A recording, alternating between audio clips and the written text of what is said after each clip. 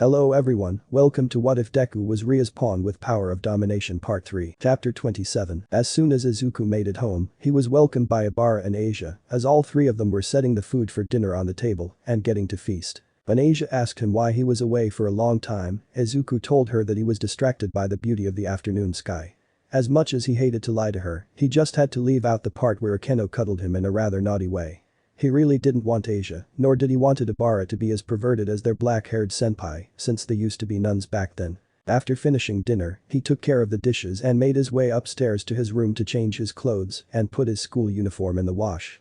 Before doing so, he closed his eyes for a bit. "Hear my call for your Hesrin light is being needed, burn away thy enemies in your eternal flames iron." No harm, Izuku said in a chant as his eyes glowed and seeing a brilliant flame dancing in his palm, but it didn't hold any sort of strength and power. "It seems my magic is a bit low. No, it's just that my imagination isn't strong enough. You have enough time to practice the techniques you've learned some other time, partner, but right now shouldn't you be taking a bath?" Drake said towards Izuku, while chuckling a bit, which made Izuku confused, but nevertheless he understood that he did indeed needed to take a bath. After changing into a blue shirt and black short pants and putting his school uniform in the wash, Izuku was now laying on his bed, thinking about what happened between him and Akeno. "Yeah, it's safe to say she really likes me." Izuku twitches his legs a little, still feeling the squeeze Akeno gave to his rear end. "Why else would she go this far during her cuddling?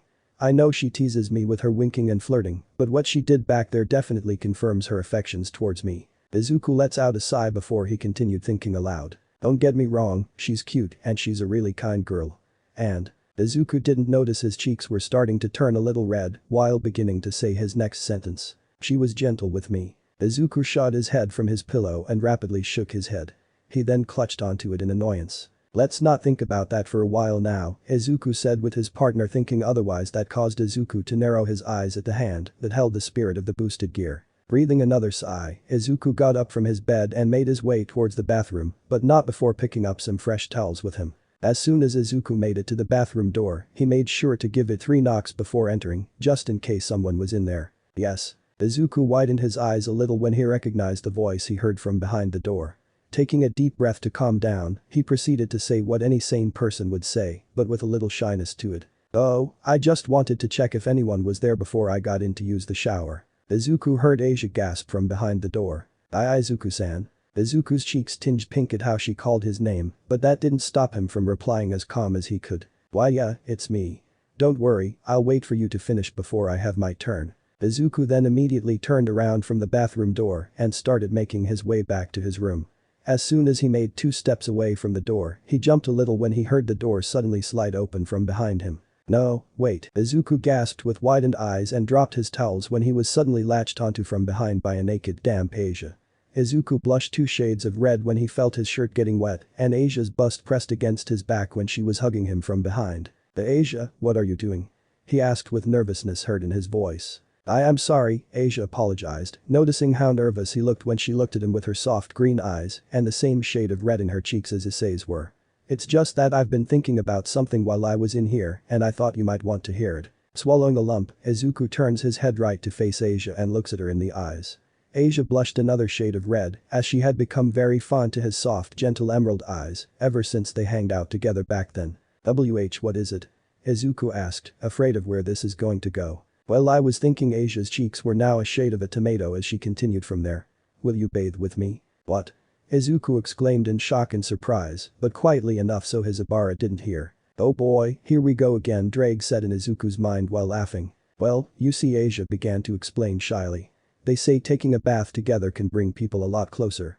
So I thought that maybe we could do that together." Izuku's jaw dropped at her explanation. He could not believe what he was hearing right now. With curiosity in overdrive, Izuku asked Asia. Where who told you that this was the case?" Asia looked down in what appeared to be embarrassment as she answered his question. "Shinso-san told me so. She said that by interacting during a bath, you're supposed to understand each other." Izuku widened his eyes again. "She told her this?" "My classmate who's part of Sona Citri's peerage told her about bathing with the opposite hex." "Why? Did she think we were dating?" Asia noticed a distressed look on Izuku's face after she told him what Ika said to her. "I apologize for making you uncomfortable," Asia said shyly. "I just want to understand you on a deeper level." Izuku flinched when he felt Asia's hug tighten around his chest. Asia continued from there while having tears threatened to leave her eyes. Ever since you told me that I was your friend no matter what, and back when you went so far in your fight against Domination just to save my life, I felt happy. I felt happy simply being around you. Of all of the people that have made me happy after my new life as a devil began, you were the greatest source of that happiness. You are the number one reason I'm still here today, and I can never be more grateful to you than I am right now. Izuku's eyes widened and softened at the same time. That's why, Asia continued, looking back into his forest green eyes. That's why I want to bathe with you. I want to make a deeper connection in our relationship as friends. Izuku's face turned bright red at her declaration as he was feeling conflicted about his current situation. If I refuse her, she'll be sad. But if I bathe with her, Ibarra might find out about this and will get the wrong idea about what we're doing, and I might go unconscious. Damn you, shy trait. Izuku then blinked twice with wide eyes as he came up with an idea. I've got it. I'm not sure if it'll work, but it's worth a shot. Izuku takes a deep breath and picks up his towels from the floor. Asia tilted her head to the side, curious about what he was doing. After gathering the towels in his arms, Izuku turned around and looked Asia in her eyes, rendering another blush from her. Listen, Asia, he began, getting her full attention. It takes a lot of mental preparation and stability to be in a bath with the opposite sex, whether you know that man or not. Huh? Asia tilts her head again with a question mark popping out of her head. Look, what I'm trying to say is, I'm not ready to do something like that. I mean, look at me, Izuku points at his blushing face. I'm not ready to be in a room naked with a woman. I'm not mentally prepared to handle it. Asia-chan, I got you some fresh towels for you. Izuku froze in place when he heard the sound of Ibarra coming upstairs. Before either Izuku or Asia could do or say anything, she arrived at the bathroom door with 3 towels stacked up in her hands and widened her eyes a little to see a naked Asia and Izuku, who was clothed with his own set of towels with him. Izuku, who noticed the other nun, jumped with a yelp and tried to explain, but then Ibarra smiled. Oh, you've already got some ready for Asia-chan. Izuku-san, you're such a gentleman, eh? Izuku gave her a blank stare before connecting 2 and 2 together. Oh yeah, I've got it all taken care of, ha ha ha ha. Izuku went to Asia while laughing nervously and gently handed her his towels. He then gave Asia a wave with closed eyes and a smile as he walked back to his room. You go ahead and enjoy the bath. Wait, Izuku-san. Before she could say anything else to him, he entered his room and closed the door behind him, causing Asia to sigh in defeat. Oh, I was really hoping we could bathe together. Did you try talking Izuku-san into taking a bath with you, Asia? Asia jumped when she heard Ibarra ask her that and began stuttering with a dark blush. Well, you see, she sighs in defeat. Yeah, I did. Ibarra giggled in response and hugged Asia. There's no need to rush things, Asia. Izuku-san is a boy who's just nervous around a girl who's naked in front of him and isn't ready to take that leap. Give it time, okay? Ibarra said towards Asia while taking off her clothes so that both her and Asia can take a bath together. Meanwhile, with a cinnamon roll in his room. Sweet hell. Izuku was clutching his head in frustration with light red cheeks as he paced himself around his room. First, Akeno-senpai and now, Asia. Izuku falls backwards onto his bed and lets out a big sigh. Damn, what did I do to make them attracted to me? Sure, I am a nice guy and I'm willing to do what I can to protect my friends, but I didn't expect those girls to like me. Especially Asia. Back when she walked in and out of school and the club room, she would sometimes cling onto my arm from time to time. I knew she liked me as a friend, but I didn't think she'd like me that much. Izuku folds his arms behind his head and stares up towards his ceiling. It's not that I don't want a girlfriend or anything like that, it's just that with multiple girls having feelings for me, it's gonna be hard for me to choose which one to be with without making the others sad. Also, there's her. Izuku's cheeks turned light red when he began thinking about the one girl that was currently on his mind. Shine. Izuku was snapped out of his thoughts when he heard the sound of teleportation in his room. When he turned his head right to find the source, he discovered that it was a red teleportation circle, and there was a bright aura taking on the form of a person coming from it. After a few seconds pass, it was revealed to be Rias, who arrived in his room, and she had a desperate look on her face. Rose? Izuku had surprise in the tone in his voice, as he was not expecting her to show up here. What are you doing here? Is there something wrong? Rias didn't answer him. She reached for Izuku's light switch and flicked it down, turning off his lights. Izuku became even more surprised when he then saw Rias lock his door behind her. Rose. Izuku was starting to get a little nervous when Rias slowly walked towards him with a bright blush on her cheeks after removing her blazer and footwear, making him land his butt back onto his bed. Izuku widened his eyes at the tone Rias used in her voice. She sounded worried, afraid of what would happen to her if she doesn't do what she came here to do. Please, make love to me. Izuku yelped at her sudden request. Wait, wah. Chapter 28. Rias pushed him on the bed with her on top of him. Izuku widens his eyes further when she stared at him with sad-looking eyes while she was unbuttoning her shirt. After getting all of the buttons loose, she removed her shirt and threw it to the side, revealing her breasts covered by a white bra. Please, I need you to take my virginity, and I need you to do it now. Isuku was flabbergasted at the words that came out of her mouth. What the hell? What's gotten into her? Why does she suddenly want to have sex with me? Isuku then closed his eyes and started taking deep breaths. Keep it together, Isuku, judging by the look on her face. This may be your chance to figure out what's going on. What if it's him? I've given this a lot of thought, Rias said to Isuku with a dark blush after removing her skirt and tossing it aside. And there's just no other way. What? What do you mean no other way? What are you even Izuku was cut off and lets out a gasp when Rias started licking his neck while pulling his shirt up, revealing his well-built chest that she started massaging with her left hand gently. After doing this for 5 seconds, Rias lifts her head up from his neck and planted 3 kisses on it. She proceeded to give Izuku 3 more kisses. 1 on each cheek and on his forehead. She lifts her body up and reaches her hands behind her back to undo her bra. Once it becomes known that I'm ruined, I'll finally be free from that man. Izuku widens his eyes again at her next sentence. That man. Wait, is it him? Izuku thought as his mind went through a memory of him and Rose as she talked about her life before coming to Japan, and one name hit him hard that it made his blood boil. You're the most strongest servant I've ever been blessed with, so I'm trusting you on this. Izuku right now was only half listening to her. As he felt something inside of him change and he didn't like it as he put 2 and 2 together. That's it, Drake, you were. Izuku was snapped out of his thoughts when he felt Ria's crotch grind against his own as she got into a comfortable position on him, followed by her bra falling off her chest after she finally got it off, revealing her pink nipples to the dark red-faced Izuku. You're a virgin, right? Rias asks as she grabs his right hand into her left one. Neither of us may have much Highschool experience, but I think we can manage that. Izuku's breathing hitched as Rias placed his hand on her left breast. The soft sensation of her fleshy mound was really getting Izuku hot. Let's get started, Rias says quietly. Please be gentle with me. At that moment, Izuku's mind was split in 2. The one side was his lust telling him to take her here and now, to taste the scent of the girl that he longed for in his dreams that repeated for him for years, while the other side, his most logical side, was stern and serious, telling him that this isn't what this girl wanted, that this wasn't the way. But Izuku's mind, the one side that was buried inside of him, cracked and his eyes glowed. Rias noticed that Izuku was taking long to have his way with her and frowned in frustration. Are you denying me, Izu? Hearing her ask those questions made Izuku narrow his eyes and furrow his eyebrows further with gritted teeth that changed. That's it. After shouting this at Rias, who received a stunned look on her face by the tone he used in his voice, Izuku got his right hand loose from Rias' forced grip on her breast and grabbed both her arms. Rias was then caught off guard when Izuku pushed her down on his bed with force, now making Izuku being on top with Rias lying on the bed on her back with a shocked expression and red cheeks. Izuku was breathing heavily, his mind screaming at him, his mouth drooling, and his nose took a whiff of Ria's scent. Izuku too was blushing since her bare breasts were still showing, but that wasn't going to stop him from snapping her out of whatever was going on. Izu. Damn it, Rose, what the hell's going on with you? Why do you insist on having sex with me? Izuku screamed as he got close to her neck, giving her the same treatment as she did for him, while she blushed as she felt the tender touch of Izuku's lips as she squirmed in his touch, but she was also taken back by how angry he was sounding right now. She tried to say as she stared into his eyes, seeing the worry in them with a hint of list that he was trying to keep in. This isn't like you, Rose, this isn't like you at all, he continued. Every day, every afternoon, you always look like that something's been bothering you. What is it, Rose? What are you hiding from us? What are you hiding from me? Rias shifted her eyes from him while blushing another shade of red. Before she could speak after looking back at him, Izuku cuts her off as he used one his hands to caress her face. Please, Rose. Don't give me that I'm okay bullshit. This time, he was more calm, but was still maintaining his stern expression and voice. You're worrying me. You're worrying Asia and Abara. Rias widened her eyes at his next sentence with tears threatening to leave her eyes. Whatever's bothering you, let me help. Let us help you.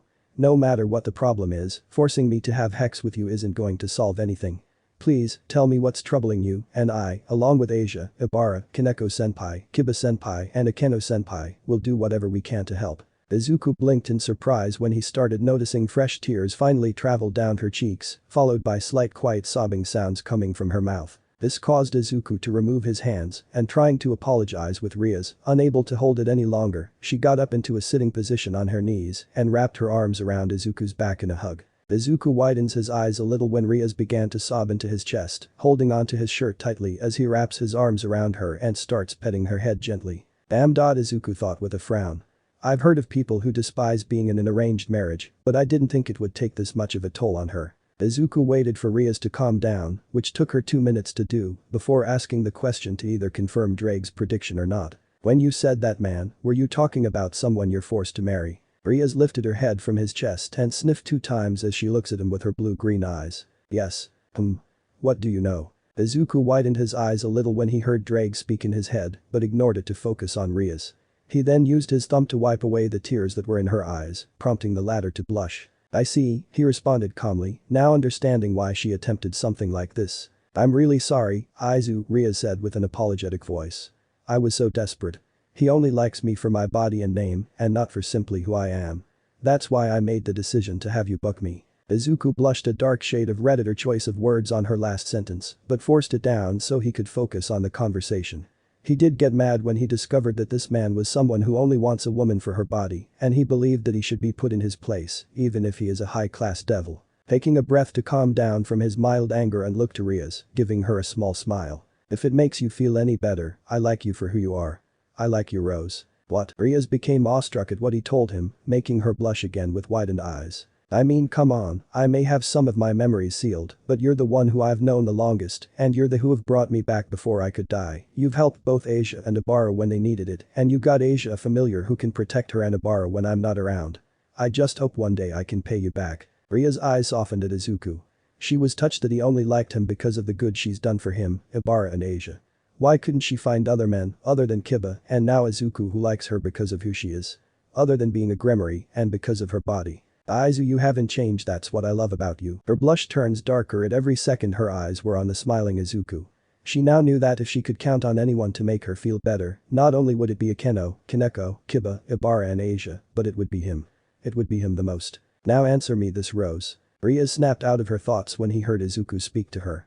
Her eyes widened a little when he saw his serious expression return, but it wasn't too harsh. Please be honest, when you reincarnated me into your pawn, was it so you could use me against him? Rias widened her eyes at his question, not expecting him to ask something like that.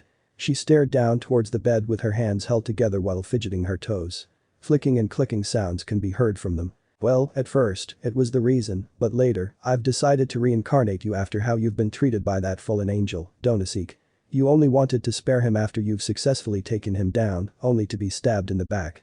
Literally. Rias sets her stare on Izuku, being as honest as anyone could ever be. I know what you're thinking right now, and I still feel guilty for that originally being the reason to recruit you. But that's not it anymore. I brought you back because you deserved better. You didn't want to shed any blood, even if it was something you didn't understand back then. You have the honor of a warrior, and I couldn't bear having you pass away because of her. Izuku took his time to process her answer. At first, he was surprised that she wanted him just to be rid of this man she's forced to marry, and a little mad that he was treated as a potential weapon when she first heard of him. Izuku lets out a deep sigh with closed eyes.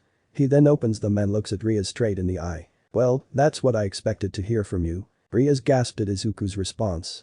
She expected him to feel a little betrayed or any kind of anger that relates to this.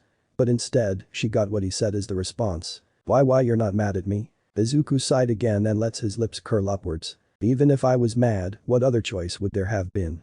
There was no way in hell that I would be able to survive that attack. He then closes his eyes as his smile widens. Besides, you never showed any signs of lying. Rias blinked twice with wide eyes. She didn't understand why he was so quick to forgive her despite telling him everything. Seeing the confusion written all over her face, Izuku continued from there. I had to live in a world where there are those who would treat me like dirt and lie to me in my face, and I could tell when they lie or not, no matter how honest they looked and sounded. And to prove that you were honest with me, remember when I was happy that Rainer wanted to go on a date with me? I could tell that she was completely thrilled to go with me and honest when she and I talked the third time after she and her friends left. Izuku then looks up towards his ceiling while holding a hand to his chin. I had no idea how I was able to do that though. He then shrugged his shoulders. But I just simply accepted that it was a gift from the man in the sky at least and rolled with it. Rias became amazed at his story. She didn't think he would have such an ability to tell if they lied or not through their disguised honest expressions and voices. At the same time, she was still surprised that he would still be so forgiving to her. Hey, Izuku said, noticing tears starting to leave her eyes again, prompting him to wipe them away. Let's leave it at that, okay? We'll find a way to break off the marriage. Rias was taken back by his words. She was surprised that he would act this confident in helping her with her problem, despite what he eventually found out. The amount of kindness he was giving her was making her heart feel warm. She felt like she was in a safe place thanks to him and her servants who are willing to help her no matter what. Shine. Rias was cut off when she and Isuku saw a white teleportation circle out of the corner of their eyes and turned their heads in its direction. It was slowly revealing a bright white silhouette of a woman standing in a formal manner. Rias sighed and backed away from Isuku, recognizing who the silhouette is. I had a feeling she'd show up. Isuku tilted his head. Does she know this devil? As curious as he was about this mysterious devil that's appearing, he kept a neutral expression as he was quietly observing the silhouette. Whoever she is, she's not one to mess with. I better be careful not to piss her off in any way possible. There was one more mildly bright flash before the woman was finally revealed to Isuku and Rias. She was a beautiful woman with red lipstick, silver eyes, and matching hair that flows all the way down her back with a long braid on each side with small blue bows at the ends. The rest of her hair is let down, ending in twin braids. Isuku noted that she was wearing a blue and white French maid's outfit, white headband included. He found it odd that she was wearing that, but decided to keep quiet as the woman was currently glaring at Rias with a stern, disappointed scowl. Really, Rias? The woman began, sounding upset with what she has witnessed.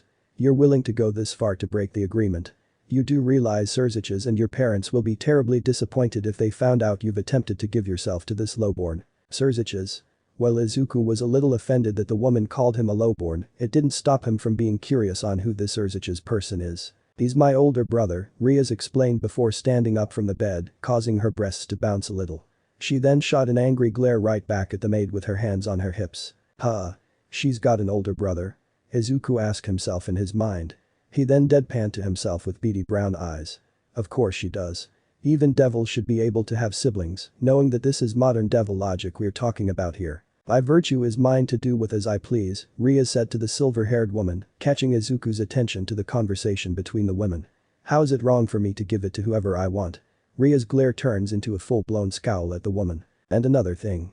I will not allow anyone to call one of my honored servants a lowborn, even if you are my brother's queen and a part of the Gremory household, I won't forgive you. The maid wasn't fazed at the anger towards her, but she did understand that she has mistaken Izuku as a lowborn with a nod. Noted. She then went towards Ria's clothes and picked up her blazer, shirt and bra and handed them to her so she can put them back on. But think, the woman continued. You are the next head of the Gremory household. Please restrain yourself from shamelessly showing your skin to a random male, even if that male is your servant. While Rias was getting dressed, the woman approached Izuku and locked eyes with him, causing the latter to jump a little. Pardon the intrusion, mister. My name is Grafia and I'm the queen of Isukus-sama and a maid in service of the Gremory family. Grafia then bows to him. We'll be out of your way now. Izuku did his best to keep a neutral face as he nodded to her. Why yes, of course ma'am. Izuku then lets out a sigh and closed his eyes in thought. So devils have maids too, eh?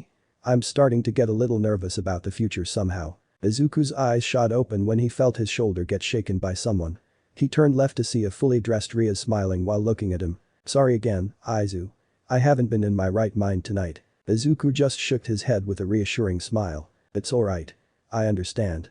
Let's just pretend this never happened. Ria's smile widens at his kindness. Wait. Izuku and Rias now have their attention on Grafia, who had a surprised expression on her face. Lady Rias, do you mean the Izuku? Rias nods with a sigh. Yes, he's my pawn. Izuku Midoriya. Izuku felt a familiar nervousness in himself when Grafia sets her surprised gaze on him. The one who's bearing the boosted gear is possessed by the Red Dragon Emperor, defeated a fallen angel all by himself with his own strength, that's him. Izuku could only politely nod to her in response, as he had no idea how to properly respond to her. How the hell does she know all of that? Rias crossed her arms under her bust and sets her eyes on Grafia with a serious expression. I will listen to what you have to say at my headquarters. You won't mind if Akeno joins us? The Priestess of Thunder? Grafia questions. But of course I don't mind. It's only proper for a noble devil to have his or her queen by his or her side in times like these. Nodding in response, Rias turns back to Izuku and approaches him with softened eyes. When she got 2 inches near him, he brings her head towards his and presses her lips onto Izuku's cheek, giving it a soft, gentle kiss. Izuku's cheeks turned light red at the contact, but kept his cool, since he didn't want to look like a fool in front of Grafia. Releasing her lips from his cheek, Rias sends him one more smile as she walks towards Grafia to go back to her headquarters. Thank you for forgiving me, Izu, she tells him with a dark red blush. Sweet dreams. Rias and Grafia have now teleported away from his home, leaving Issei alone in his room. Izuku lets out a sigh of relief. Glad that's out of the way. If that maid didn't step in I know I would have taken Rose's V card. Izuku then narrows his eyes toward the ground, now knowing almost everything that's happening to his master, to his friend, to the girl he cares for. Still, I really do hope there's a way to save her. Right, that guy. Hehe. I haven't forgotten your ugly mug, you bastard. Burned Kentucky Fried Chicken motherfucker. I'll make sure to tilt your bucking balls off, Izuku said with his eyes glowing in the night. Chapter 29. Another day of school has passed. Izuku, Asia, Ibara and Kiba were walking their way towards the old school building to meet up with Rias, Akeno, and Kaneko. This was after the whole first years that declared war against the Hero Corps students of Class 1A, since they survived a villain attack at USJ and was saved by a mysterious individual who defeated the creature known as Nomu. It was during lunch was when Ichako Uraraka wanted to talk with Izuku and his friends at that time, with the poor girl being a blushing mess because of Hiyori Shinso, who just laughed at Izuku's face that showed a look of seriousness. Izuku just sighed while his friends made their way towards the orc room. The evening, folks. The three devils, along with Ibaroth, arrived at the orc room. Within the room, they found Rias, who had her eyes closed with her hands resting on her desk, Akeno, who was standing next to her with her hands held together, Kaneko, who the three devils and Ibara joined at their side, and someone that Izuku didn't expect to see again. It's Miss Grafia. Why is she here? Good. Everyone's here, Rias said as she stood up from her desk. Grafia turns her head to face Rias. My lady, if you don't mind, may I have permission to speak openly? Rias raises a hand towards her, giving the maid the cue to be silent. She then takes a deep breath, faces her servants with a serious expression. The truth is, before she could say another word, everyone turned their heads toward the source of a bright orange light that suddenly appeared in front of the entrance exit of the club room. Upon further inspection, they saw an orange magic circle with a different symbol than Ria's clan symbol. The magic circle then erupted a large amount of flame from it, showing a silhouette of a man who was facing the double doors. Rias scowled at the figure, knowing exactly who he is. Phoenix. Izuku turned towards Kiba as he said those words, with his eyes having a hint of a green glow. Partner, remain calm, you'll get the chance to rip that bastard up. Hope I don't have to wait too long. Drag. Eventually, the flames died down, revealing a young man in his early 20s with short blonde hair. He wore a burgundy blazer with matching pants, a white dress shirt that was only one button off underneath the open blazer, and had black dress shoes. While Ibara and Asia were surprised by the man's arrival, Izuku had his sights on him with narrowed eyes. This Phoenix bastard. Izuku stopped in his thoughts when he heard the blonde man breath out a sigh. Ah, and Riser has arrived in the human realm. Izuku made a weirded out expression at the man who calls himself Riser. He refers to himself in third person. Really? Wait, oh shit. Izuku's eyes widened when he recalled a memory, and it almost made him laugh. Riser turns around and sets his dark blue eyes on Rias while allowing a smug smile form on his face. I came all this way to see you, his grin widens. My beloved Rias. Beloved? Izuku's eyes narrowed as he heard that statement. Shifting his eyes left, he noticed Ria's scowl. Judging by that look on her face, she doesn't seem to like him in the slightest. Hell, this bastard, he's full of himself. Izuku-sama. Izuku hear Grafia call out his name. He turns his head towards her, giving her his attention. This man is Lord Riser Phoenix-sama. He is a pure-blooded devil of noble birth, third heir in line to the House of Phoenix.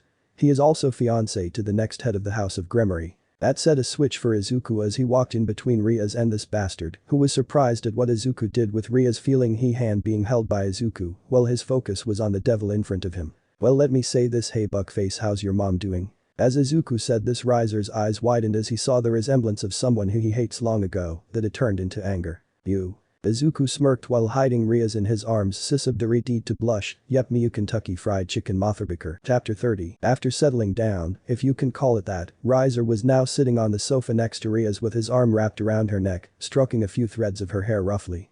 Akeno has served the Phoenix Devil tea while Izuku, Asia, Kiba, Kaneko, and Ibara stood and watched the scene from behind the sofa. Behind the tea table and the sofa, the two high-class devils were sitting. Lovely, Riser spoke after taking a sip from the teacup.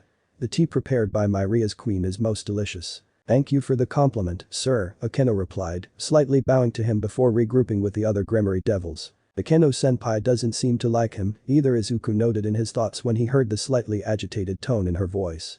Can't blame her, after all, he has a major stick so far up his ass. I keep on wondering if he's related to a certain blonde egotistical Pomeranian with bucking rabies. Izuku though is him, as well as the other Gremory devils, minus Ibara being the only one who isn't a devil. Asia and Grafia have narrowed their eyes further at Riser as his hand was reaching for her leg to rub it. Before he could stroke it at least 2 or 3 times, Rias swatted his hand from her and stood up from the sofa. That's enough, Riser, she snaps. Get the wax out of your ears already. I have no intention of ever marrying you. That won't do, my darling, Riser countered with a grin. Riser believes the situation of your household is quite too serious for you to be selfish. Keep in mind, it's imperative for devils to remain pure blood. We're still recovering our numbers from the Great War between the three factions. I will not bring my family to ruin and I'm willing to take a husband. Splendid, he replied with a smile. Then let's. But I won't marry you. Riser's smile drops to a frown. His eyebrows then furrowed, showing his slight anger towards that sentence. Rias continued from there. If I'm going to marry someone, it's going to be who I acknowledge. Even the devils from the old noble house have the right to choose. My father, my brother, and my whole clan made the decision to pair me with you because they were in too great of a rush. Now, I will say this once more. Rias sets her dark glare at Riser before finishing with, I will not marry you. Rias made a slight surprised expression when Riser lifted her head up by her chin to face her eye to eye.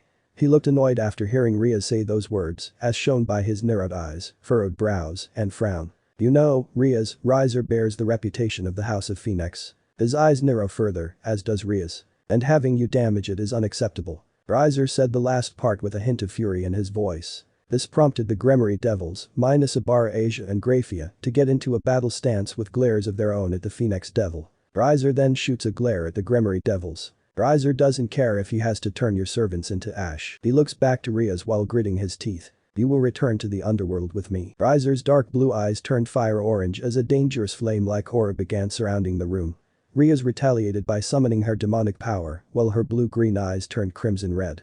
The auras were clashing with one another as both high-class devils were having a stare down. But that came to an end when they felt the groin shake and felt a power that far exceeded their own. Everyone turned their attention towards Isukus, who was the one that was producing this much power, while his eyes were focusing on the prick that just gives off too much of Bakugo. Riser couldn't help but shiver with Rias having a look of shock as she felt that familiar presence. There's no need for incineration. Isukus turned his attention towards Graphia as she sent her own condensed power that made Isukus calm down a bit as she not only stared at Rias and Riser but also Isukus with a dangerous glint in her eyes. By Lady Rias-sama, Riser-sama, as you know, I'm here by order of Surziches-sama. Therefore, there will be no disruption of peace. Hearing the cold serious tone in her voice, Isukus could only click his tongue with him feeling hand on his shoulder that came from Kiba. Graphia took notice of Isukus as she didn't feel this much power the first she saw him. In fact, it made her curious just how powerful he can be. Before she could think about it, she heard Riser chuckle while letting Rias go and shrugged at the maid. When told such an ominous thing by one who is known as the ultimate queen, even Riser can become a little fearful. Isukus noted what Riser said while staring at him with narrowed eyes, with the latter not noticing him. Well, at least his brain's not that fried. He and the others paid attention to Graphia, who continued to speak with Rias and Riser. My master anticipated there would be a conflict like this. As such, he has assigned me a last resort should communication break down. Last resort? Rias asked with a raised eyebrow. Care to explain? If my lady insists on putting her personal preferences above those of her family, she is to settle this via a rating game with Riser-sama. Rias widened her eyes when Graphia mentioned that. Isukus however was thinking of this, wondering what this rating game was, but before he can figure it out, he felt a tap on his shoulder and watched Kiba, who gave him a smile. It seems, you're curious about the rating game. Isukus just nodded as since he wasn't the only one since Asia, and Ibarra wanted to know as well. It's a game noble devils play with each other. Long story short, they and their servants compete in battle to determine who wins. Isukus raised an eyebrow at Kiba's explanation. Like chess, except filled with action. That's right, replied Akeno. It's the reason we have individual powers that are inspired by what we call evil pieces in order to play in the rating games. I see, Isukus said with a whistle. That's good to know. In other words, they decided to have me fight against Riser in a game as a last resort if I refuse. Rias asked, her face morphing into anger and frustration as she tightens her fists. Just how far are they intending to interfere with my life to feel satisfied? So do you decline to participate in the game? Graphia asked her. No, I won't, Rias replied immediately, giving Graphia a stare. Since this is a chance for me to be free, I'll compete in the rating game. How you're really going to do it? Riser asks her with a smug look on his face. Keep in mind that Riser's already a mature devil who has played through numerous rating games and has scored numerous wins for himself. I don't care, Rias retorted, pointing a finger at him. I will compete in the game and I will defeat you, Riser. Riser closes his eyes with a HMPH while smirking. Very well, Rias. If you win, do what you please. But if I win, you will be my bride. Rias nodded while glaring at the Phoenix Devil, accepting his terms. Graphia nods towards the two high-class devils. Understood. I, Graphia, have confirmed both sides' decisions. I will be in charge of the game between the two households. Is that okay? Yes. Yeah. Rafia bows her head in response and lifts it back up. Very well. I will inform the two households after Riser-sama takes his leave. Bakendo taps on Izuku's shoulder, getting his attention, and whispers in his ear. By the way, only mature devils are allowed to participate in the games. She never had much opportunity to practice in battle for them. Izuku widened his eyes in surprise at her statement. So are you saying we're at a disadvantage? We've got more to worry about than that, Kaneko interjected, keeping her icy stare on Riser. Riser then turns his head to Rias, getting her attention. Rias, I have to ask. Is this group the extent of your servants? They're all you have. Rias glares at Riser. Only one here isn't part of my peerage, what are you getting at? Ah ha ha, then this game will be a laugh, only your queen, the priestess of thunder, can fight on par with my adorable servants. Also, Riser turns his head left and snaps his fingers. After he did that, a large orange transportation circle appeared at the same area his own. After erupting in flames, it revealed 15 gorgeous women. Well, you have only 5 pieces, Riser continued as he pointed at the women with a wide shit-eating grin. Riser has a complete set. The women who were a part of his peerage, most of them having neutral faces, consisted of the following. They were 2 smiling twin lowly girls with short turquoise hair tied to one side in a yellow ribbon, both opposite sides to each twin, and blue eyes. They both wore gym outfits, which consisted of a white t-shirts with blue accents, short black leggings that could almost show off the curves of their butts, blue sneakers over knee-high socks, and an orange wristband on their right wrist. Next to them were 2 twin catgirls with the same hairstyle as one another, having long hair that reached down their rear ends, except one had blue eyes and red hair tied in a braid with a pink bow, while the other had red eyes and blue hair tied in a ponytail. They both had a fang sticking out of their mouths, the red having one on her right and the blue head on her left, mirroring each other. They wore white sailor uniforms that were too small on them, that you could see their abdomen, shoulders, and lower breasts exposed. They also wore fighting gloves that matched their hair color, black short skirts and leg guards that too matched their hair color, which also exposed the heel and forefoot and midfoot of their feet. 2 of the women, one having shoulder-length light brown hair, dark brown eyes, and the other having brown shoulder-length hair, blue eyes, and were both wearing sleeveless French-made uniforms, except the light brown-haired girl's was brown and had a heart-shaped chest piece, cuffs, and wore light gray tights, while the brown-haired girl's was black, exposed her cleavage, and she wore forearm fingerless gloves. The girl next to them had tanned skin, amber eyes, and pale blue hair that was tied up at the top, with the rest of her hair flowing down her back. She was not wearing any footwear, but she did wear a bikini made up of metallic underwire brassiere and a silk loincloth that exposes her sides. She also wore a silver-colored tiara and neck rings with a ruby and blue gem respectively, along with ruby orb earrings, a snake-themed bracelet on her upper arm, and a transparent pink veil across both of her arms. The young girl in front of those 3 had light brown eyes and blue hair styled in 4 short ponytails, 2 were pointing upwards, while the other 2 were pointing downwards, with the front of her hair having split bangs going across her forehead, with side bangs framing her face. Her attire consisted of a white haori with a red obi under her red happy. She also wears bandages on her forearms and shins, black guards over her hands, and white socks with a pair of Zori shoes. She could be seen holding a wooden staff in her right hand. The next girl had light brown eyes and black shoulder-length hair tied on opposite sides. She wore a kimono with a color pattern of purple, orange, and pink. The girl next to her had blue eyes and blonde hair tied into twin tails with large, drill-like curls and blue ribbons keeping them in place. She wore a pink dress with a darker pink bow in the middle of it. The next girl looked like a tough, ruthless one, having gray eyes and short light brown hair with 3 red highlights across. She wore a plain white mask that only covers her right side of her face, a black biker's jacket that exposed her cleavage with matching jeans, fighting gloves, and 3 leather straps on both of her arms, and 2 more on her right calf. Her clothes appear to have some parts cut off, with the jacket exposing her abdomen, and the right pant leg was missing, exposing the bottom right cheek of her ass. The girl next to her looked tough too. She was a tall woman with brown eyes and black hair tied into 5 twin ponytails going around her head. She wore a white top with black accents that have a diamond shape on the chest area, showing off her cleavage, red shorts, and armored knee-high boots with matching gauntlets. A large Zweihander sword can be seen resting on her back in its scabbard. The next girl looked like a Chinese kung fu fighter. She has blue-green eyes and shoulder-length black hair with 2 white buns on both sides of her head. She wears a navy blue kipao with golden accents, which was open at the chest area, causing her cleavage to be exposed, and it was easy to tell that she was not wearing any underwear at all. She also had a white sash around her stomach and wore black low-heeled shoes and black arm guards over her forearms. The girl next to her with emerald green eyes and short light brown hair with white headband wrapped around her head appeared to be a knight, judging by the full set of armor with black accents she was wearing, despite wearing a light gray dress. She was equipped with a broadsword sheathed on her right hip of her weapons belt and a dagger sheathed on her left. And finally, there was a voluptuous busty woman with purple eyes and matching lipstick and wavy hair that falls all the way down her back, with the front right of her hair falling over her breast and covers her right eye, while the left falls near the top of her skirt. Her attire consisted of a navy blue tunic with gold accents, with the top revealing much of her cleavage, and a pale blue skirt with open sides, revealing her thigh-high stockings with garter belts underneath her black shoes. Over top her clothes, she wore a wide overcoat with black and gold accents and matching pauldron. She was also holding a wand in her left hand. Isukus scanned the girls with slightly wide eyes and slightly open mouth in shock with his eyes twitching a bit. These girls are Riser's servants. Then that means. After remembering the knowledge of devils and their modern logic, Isuku then put two and two together and deadpanned at the girls with a "this has to be a joke" frown. He then turned his head towards Riser and aims his deadpan right at him, not blinking for a second. This bucking pedo. Chapter 31. Rias, it seems that one of your servants have a rather distasteful look of hate in eyes towards me. Why is that?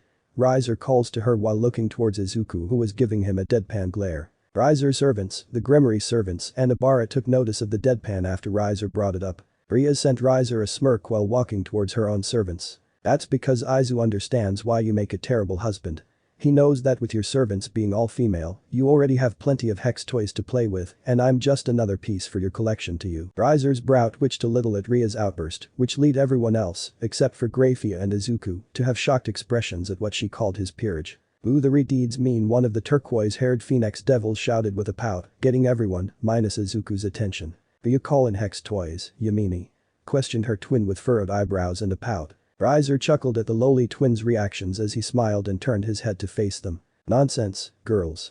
My Rias is just jealous that we're close to one another." Riser beckons the two girls to come to him. "Come, Isle and Nell, let's show her servants how close we are." The turquoise-haired twins skipped towards Riser with chirpy smiles.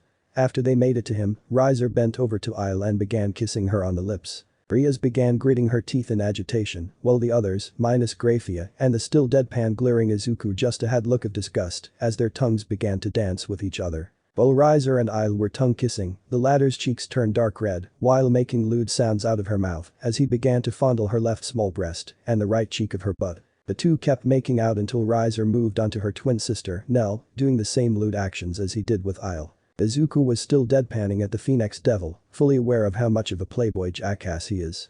Well, to everyone he looks like he's still deadpanning in silence. He did note that most of the girls in his peerage rolled their eyes and/or cringed at Riser's actions in disgust. Riser notices Izuku's deadpan stare with a twitch in his left eye and a small red tick mark on his forehead.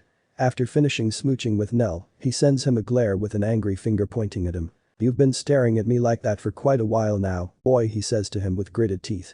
"If you have something to say, then say it." The orc gang, Grafia and the girls in Riser's peerage, looked to Izuku, who was still giving him the non-phased deadpan glare, and waited for his answer. Surprisingly enough, about 10 of Riser's servants were the most interested in what his response was going to be. Especially the blonde-haired girl in pink, who looked at the green-haired pawn with a calculating gaze. Taking a deep breath, Izuku folds his arms in front of his chest and sends a harsh glare at Riser. "You're a bucking pathetic excuse for a man." Riser widened his eyes in outrage at Izulu's reply, while the former servant silently gasped at his choice of words. Me? Pathetic." Riser sputters in anger. "Why, you low-class brat Rias, you should be doing a better job at disciplining you servants." Rias scoffed as she folds her arms under her bust with closed eyes. "Not when it comes to you." Izuku continued from there while keeping his glare tight on Riser. "You call Rias your beloved Rias. Tell me, do you really love her?" The orc gang, Rias, Grafia and some of the Phoenix Devils were surprised at the sudden question. Riser, however, just bursts into laughter. "Ha ha ha, what kind of question is that, boy? Of course I love her. Not only does she have a hot and tight body, but she's also the next heir of the Grimoire. What's not to love about her? All of the high-class devils would kill to have a hot chick like her, and guess what, low class, I'm the lucky groom." Rias, her servants, Ibar and even some of the girls in Riser's peerage looked disgusted at Riser's answer.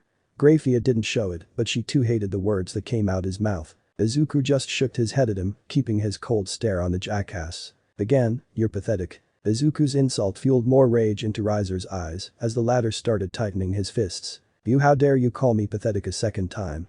Do you know who you're talking to? Boy, I am a phoenix, an immortal bird, and a high-class devil. You should know your place." Izuku was unfazed at his yelling and continued to speak. "I dare call you that again because you only see Rias as an object, a toy to play with. You believe that because of your so-called immortality and power, you believe you should get what you want, no questions asked. Izuku's eyes narrow as through glowed that held power. You don't love Rias because of how much of a kind, warm-hearted person she is, you only love her because of her reputation, and for her body, and body only. The orc crew behind him were left completely astonished by Izuku's words. They couldn't believe the guts he had to speak to a high-class devil the way he's doing right now. Rias was touched by Izuku's bravery. She felt butterflies in her stomach when she heard him speak out against her fiancé and pointing out what makes him a bad person. The blonde-haired girl in pink in Riser's peerage had wide eyes at the scene before her. He's not even afraid of him, who is he? The masked woman and the woman with the large sword behind her back had nearly unnoticeable red cheeks as they stared at Izuku. They had to admit to themselves they actually found him cute when he's acting tough. Everyone except for Izuku then jumped a little when they heard Riser begin to growl at issei. You dare mock me? An immortal high-class devil who will always be higher than you no matter what. A high-class devil. Izuku then lets out a chuckle, surprising everyone and infuriating Riser even more. What I see is an overaged spoiled brat who probably barely trains in combat because of your so-called immortality. And because of that, you've gotten it all over your head, thinking you're an unstoppable being while being drunk off your own power. He then puts on a mock disappointed voice for his last sentence. Taking your power for granted like this. If you want my opinion, your parents should be ashamed of you. He then lets a smirk form on his lips. Yakitori bird brain Motherbicker. Everyone, even Grafia, could not believe what they were hearing. Izuku Midoriya, a low-class devil, was roasting Riser Phoenix, a devil of a higher class. Not regretting a single word coming out of his mouth. Riser's eyes were now burning, both literally and figuratively. He took great offense at being called Yakitori bird brain Motherbicker. Deciding that this was the last straw, he shoots his head towards one of his servants. Mira, shut this brat up. The blue-haired girl, the one he calls Mira, jumps forward with her staff held tightly in her left hand. She landed in front of Issei and looks at him with a face that's ready for battle. Izuku just sighs at this and looks at Mira with a calm stare, not at all startled by her presence. I don't want to fight you, Mira, Izuku says in a calm, polite voice. It's pointless to waste your breath. Mira only smirked at Issei, aiming her staff towards Izuku. She then thrusts it towards him, aiming for his stomach. Unfortunately for her, her attack didn't go as she thought it would. Izuku caught her staff with his left hand while his right hand was in his pant pocket. Mira widened her eyes in disbelief at his block.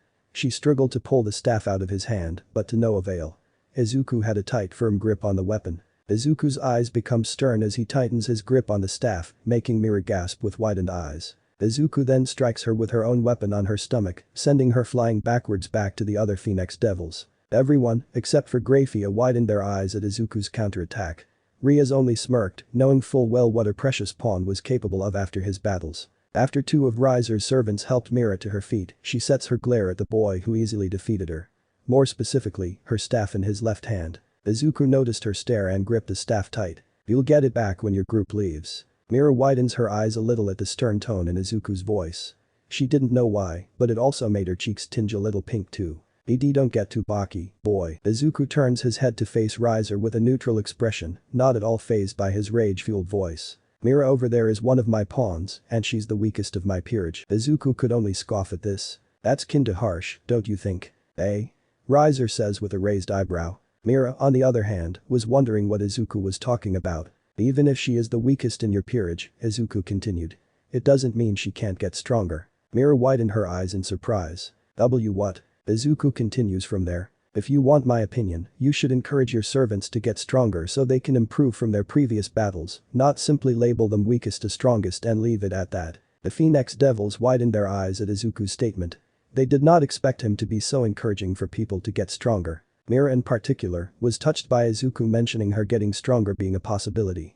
She now had softened eyes with light red cheeks caused by the kindness he had in his voice. Oh, that's right, Izuku says with slightly wide eyes as his brows stay furrowed. You only use your servants just to satisfy the many fetishes you have. You probably don't give a damn about them becoming stronger than before, don't you, Yakitori Motherbicker? Riser's eyes twitched as he points an angry finger at him. Aki bastard, let's see how you do with a rook and a knight. He then turns to the masked woman and the one with his wayhander.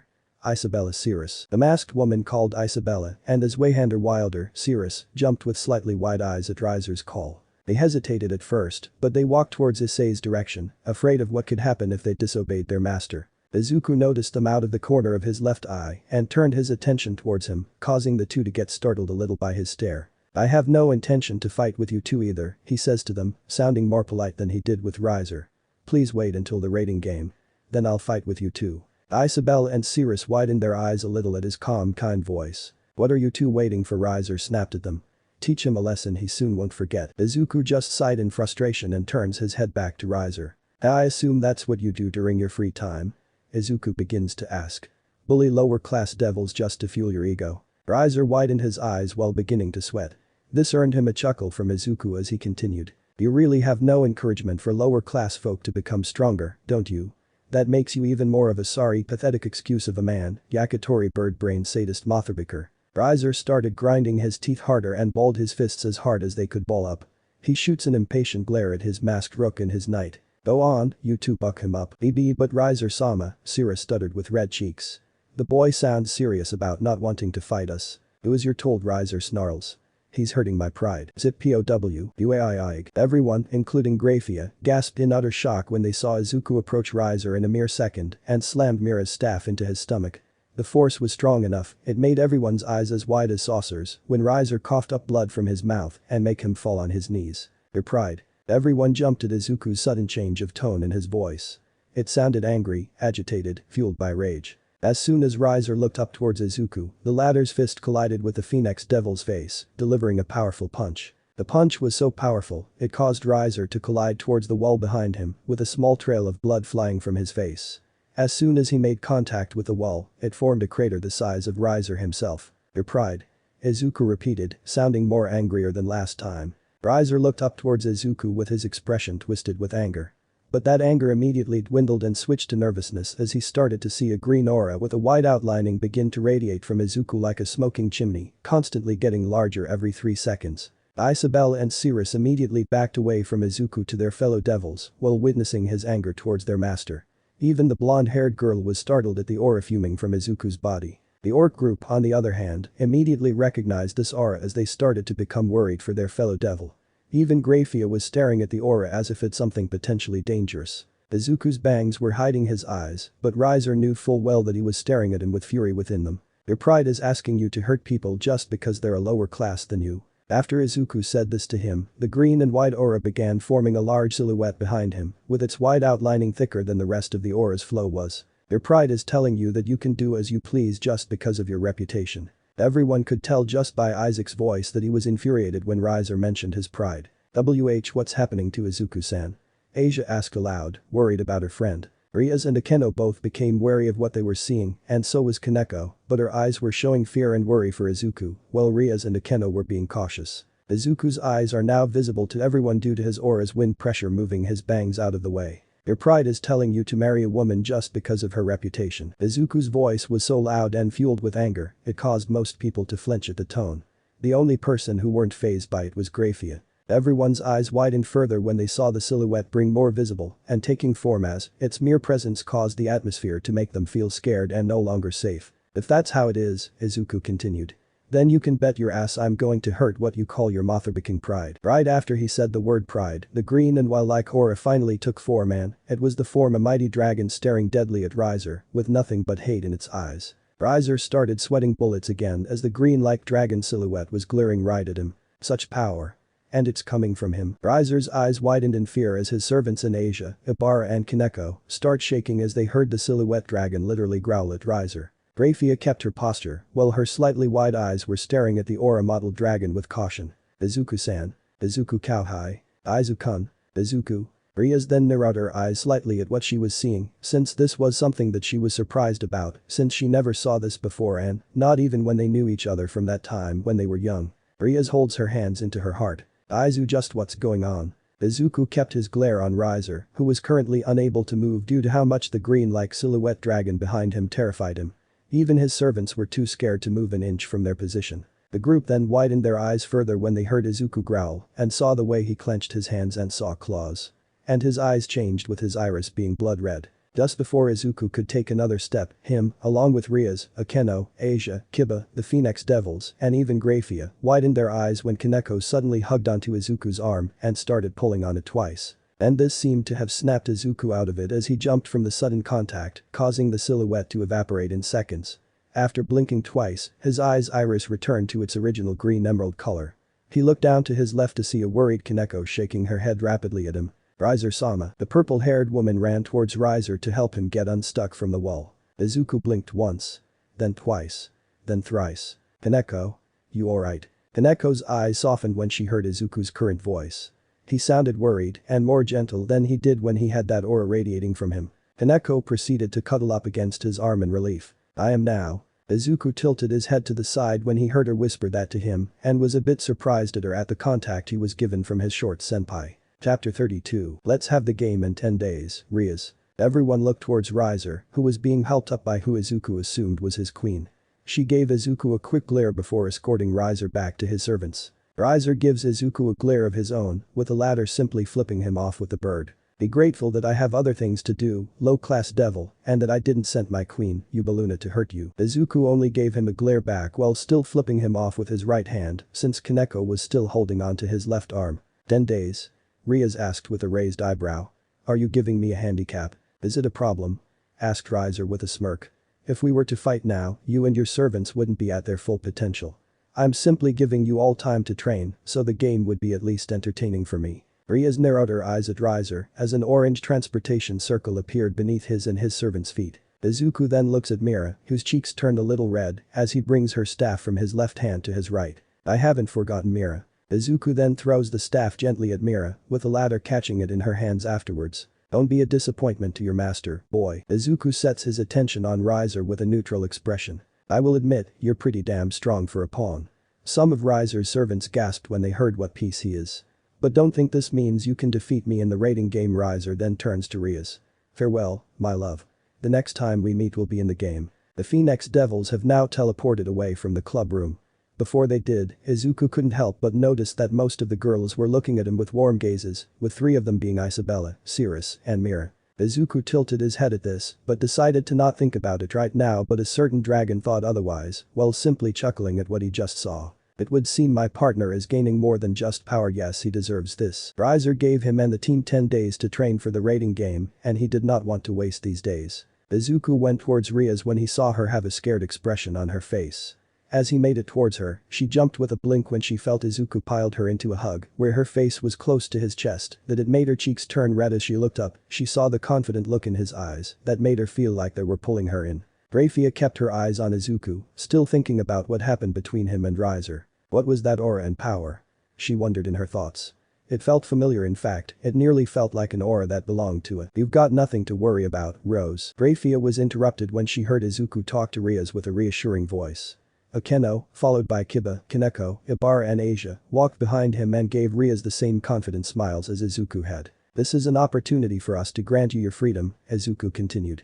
And believe me when I say this. Rias widens her eyes when Izuku's eyes narrow before finishing his sentence. When the rating game begins, I'm going to show that Phoenix Bird what real strength is. He said this with a look that can only be described as power. Izuku right now was currently walking up a hill on a hot sunny day, sweating while carrying a large bag full of heavy stuff. He, along with the rest of the Gremory Devils including Ibara Shiozaki, were wearing a series of clothing that was fit for an explorer due to the location they were at. Since the Gremory Devils were given 10 days to prepare for the rating game against Riser Phoenix, Rias decided to use that time to take her servants along with Ibara to an outdoor field surrounded by trees and rocky boulders so they could train for the game. But first, Izuku, along with Kaneko and Kiba, have to make it uphill to wherever was up there, while carrying a lot of heavy stuff on their backs. You're almost there, Rias said to Izuku as she noticed that he was making good progress on getting uphill. Visualize, Izuku, advised Akeno, who was crouched next to Ria's right, getting a drink of water, while also enjoying seeing the sweat produce from Izuku's forehead. Visualize? Izuku said in a confused tone with a raised eyebrow. What the hell's that supposed to mean? But you, Asia began, making Rias turn her head left to face her. Maybe Ibara and I should help him. Ibara nodded at this while giving Izuku a look of worry as she saw how he was sweating a lot. He'll be alright, Asia. Asia looked towards Rias who had a smile on her face. Izuku is a very strong man, Rias continued, while giving Asia a confident smile. If he can carry all of that stuff on his own, then I have no doubt his strength will increase from there. Asia blinked twice at Ria's statement and then looked back to Izuku, who was getting near to where she, Ibara, Rias, and Akeno were. But I've gathered some herbs. Let's use them to cook a meal tonight. Turning his head right to find the source of Kiba's voice, he widened his eyes in surprise when he saw him pass by on his right while carrying a bag was larger than his own. Damn, I had no idea Kiba could be this strong, since I've only seen him fight with swords that don't appear to be too heavy for him. Excuse me. Isuku made a face of shock when he then saw Kaneko pass by carrying a bag that's about the size of a house. Before he could comment on it, Isuku suddenly began losing balance due to the shock he was in. But before he could fall over, he focused his strength on his left leg, which he was balancing on, and tried to place his right foot firmly on the ground. 3 seconds later, he got his foot there, panted 4 times, and slightly sped up uphill to make it to his friends. That was a close one. He said in his mind while resuming his walk to the top of the hill. Isuku finally made to his friends while panting heavily. Alright, I made it to the top, Isuku said in between pants. Great job, Izu, Rias congratulated. She then motioned her servants to follow her to their destination, with Abara and Asia following them while next to Isaac. By the time they made it to the area they were going to train at, Issei and Asia were surprised to see how amazing the area looked. They saw a white mansion with blue rooftop surrounded by trees, a circular pond in front of the mansion that was surrounded by shrubberies, and a circular structured column building at the pond's left, which too was surrounded by trees. Wow, how beautiful, both Asia and Abara complimented with stars in their eyes and a happy smile. Yeah, it's a pretty cool location, agreed Isuku with a nod. Alright then, Rias began, turning around to face her servants. Let's head inside, drop off our stuff, and begin training. Isuku nearly face-faulted at the last part she said, but was able to prevent it so he wouldn't possibly get killed by the heavy stuff he was carrying. He then shoots an annoyed glare at Rias. Seriously? After towing all of our heavy crap? He then lets out a sigh of irritation while his eyes turn beady brown.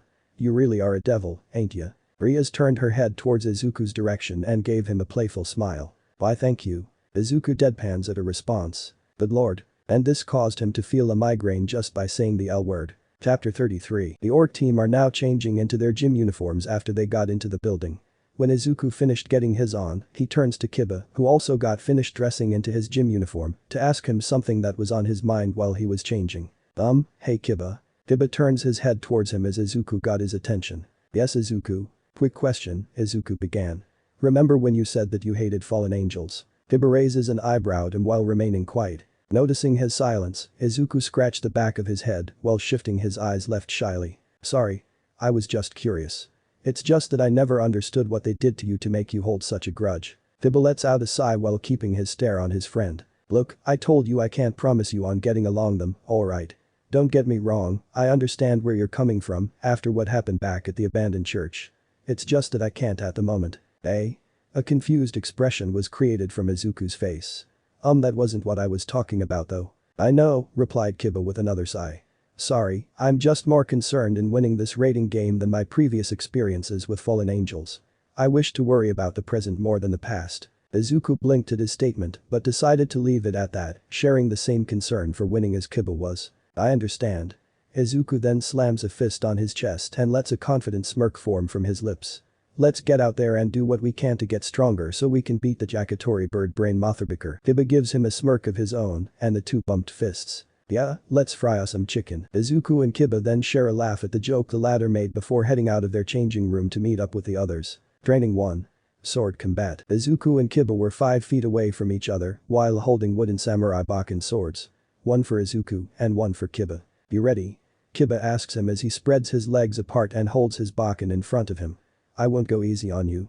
HMPH Izuku then smirks at him while he gets into the same fighting position as his sparring partner. Neither will I, blonde. Izuku bends his legs forward and breaks into a sprint while holding his bakken at his right side, planning on hitting Kiba with a left sideways slash. Seeing the attack coming, Kiba maneuvered his arms left and blocked the oncoming attack, resulting in their bakkens clashing with one another. He then lifted his bakken upwards to give Izuku a downward slash, but was blocked by the latter. The rest of the orc group were watching the two devils spar with each other from 3 feet away. The group were mostly watching Izuku's performance in sword combat. Rias watched on with a proud smirk. Asia and Abara both appeared to be getting ready to heal one of them in case one of them gets injured badly after the spar. Kaneko just looked on with her usual neutral stare, and Akeno was mostly watching Izuku with a sultry gaze. Izuku and Kiba continued clashing their bakkens with each other, not taking their eyes off one another for a second. The two have been constantly shifting from offense to defense, depending on their current situation in the spar. After clashing one more time, Izuku being the attacker and Kiba being the one who blocked the attack, the two jumped away from each other until they were 6 feet apart. The two were now panting while sweating from their constant movement. Both were staring at each other with a smirk formed from their lips. Your swordsmanship impresses me, Izuku, Kiba complimented. You also appear to be much quicker with a sword in that size than the one I gave you. A soft chuckle escapes Izuku's lips. You're not too bad yourself. While the two were getting back into their fighting stances with their Bakens, Izuku had an idea on how to make their spar more entertaining and wanted to share that idea with Kiba. Boy, Kiba. Yeah? Upon getting his sparring partner's attention, Izuku allows his lips to form a smirk. What do you say we spice this spar up a bit? Oh? How so? Kiba asked him with a raised eyebrow. By using our speed, Izuku replied as he points his Baken at him. Your speed as a knight versus the speed of my promotion as knight. How about it? Kiba was surprised at the young man's request. After letting his speed challenge description sink in, his brows furrowed and his lips curled upward into a smile. Alright then, Kiba responded as he boxed his Baken to the side. Challenge accepted. At that moment and the approval from Rias, Izuku and Kiba charged at each other in high speed. When they clashed their Bakens at the moment they were near each other, a loud sound of wood striking wood echoed throughout the training field. The two Baken wielders then backed away from each other, Kiba, using his knight trait, and Izuku, his promotion as a knight. The two then started strafing around the field in their speed, not taking an eye off of each other for a second.